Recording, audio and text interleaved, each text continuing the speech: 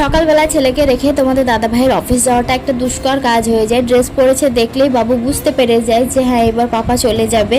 ছেলে সারাদিন থাকে আমার কাছে কিন্তু চায় ওর পাপাকে বেশি। শুনেছি মেয়েদের নাকি বাবাদের সাথে বেশি লাগাম হয়, কিন্তু এখানে দেখো পুরো উল্টো, আমার ছেলের ওর পাপার সাথে বেশি লাগাম।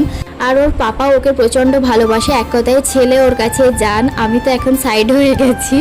কাজের সময় বাবু যখন দুষ্টুমি করে আমি তাও তো মাঝে মাঝে একটু বকে দিই, একটু উঁচু গলায় কথা বলে দিই, কিন্তু ওর পাপা এখনও পর্যন্ত ওকে একদিনও আমি বকতে দেখিনি বা ওর প্রতি কোনো রকম বিরক্ত, মানে ছেলে দুষ্টুমি করছে বিরক্ত হয়ে যাব এরকমটা আমি এখনও পর্যন্ত দেখিনি। আমাদের দাদাভাই অফিস চলে যাওয়ার পরে ছেলেকে খাইয়ে দিলাম আর তারপর ছেলের সাথে একটু সময় কাটাচ্ছিলাম। তোমাদের দাদাভাই কিন্তু এখন অনেকটাই সকালে অফিস যায়, 8টারও আগে অফিস চলে যায়। তো ছুটি যাওয়ার আগে হাজব্যান্ড অফিসে যে কাজটাই ছিল সেটাতে অনেকটাই লেট করে যেত, মোটামুটি 9:30 পৌনে 10টা এরকম সময় যেত। তো তার আগে আমার সমস্ত কাজবাজ কমপ্লিট হয়ে যেত আরামসে, মানে সকালবেলাটা তাড়াহুড়োটা আমার লাগতো না। অফিসের কাজ সবসময় সেম থাকে না, সেই জন্য আবার টাইম চেঞ্জ হয়ে গেছে, সকাল সকাল যেতে হয়।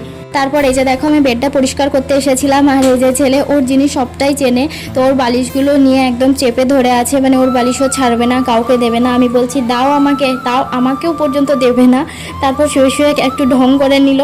দেন আমি চলে আসি রান্নাঘরে, রান্না চাপিয়ে তারপর টুকটাক কাজগুলো করছিলাম। আর ছেলে দেখো নিজেই খেলা করছিল, কি করবে এখানে একাই খেলতে হবে, আর তো খেলার সঙ্গী কাউকে পাই না সারাদিন।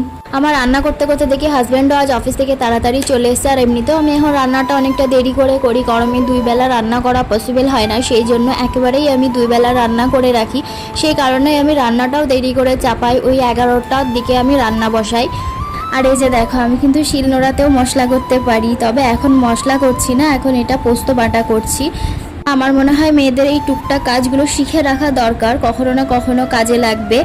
আর মিক্সার জারে ভালো করে পোস্ত বাটা হয় না, পোস্ত তো বাটেই না, তার সাথে একটু টমেটো দিলে তবেই বাটা হয়, তবে পোস্তর অরিজিনাল টেস্টটাই আমার মনে হয় চলে যায়। আমার রান্না কমপ্লিট, এবার আমি বাবুকে স্নান করাতাম, কিন্তু যেহেতু আজকে তোমাদের দাদাভাই তাড়াতাড়ি চলে এসেছে তাই ওকেই বললাম তুমি আজকে বাবুকে স্নান করিয়ে দাও। ও ওইদিকে বাবুকে স্নান করাচ্ছে, ততক্ষণে রান্নার কয়েকটা বাসন ছিল ধুয়ে নিলাম আর কিচেনটা একটু পরিষ্কার করে নিলাম। এই যে দেখো ছেলে স্নান করতে গিয়ে কত মজা করে, ও কিন্তু জলে খেলা করতে খুব ভালোবাসে, জল দেখলেই দৌড়ে চলে যাবে।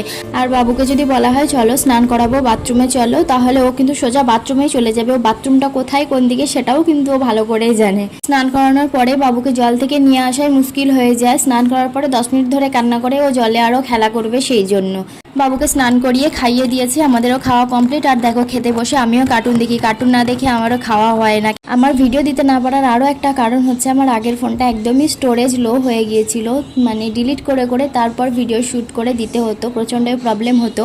তো বাড়ি যাওয়ার পরে ছুটিতেই এই ফোনটা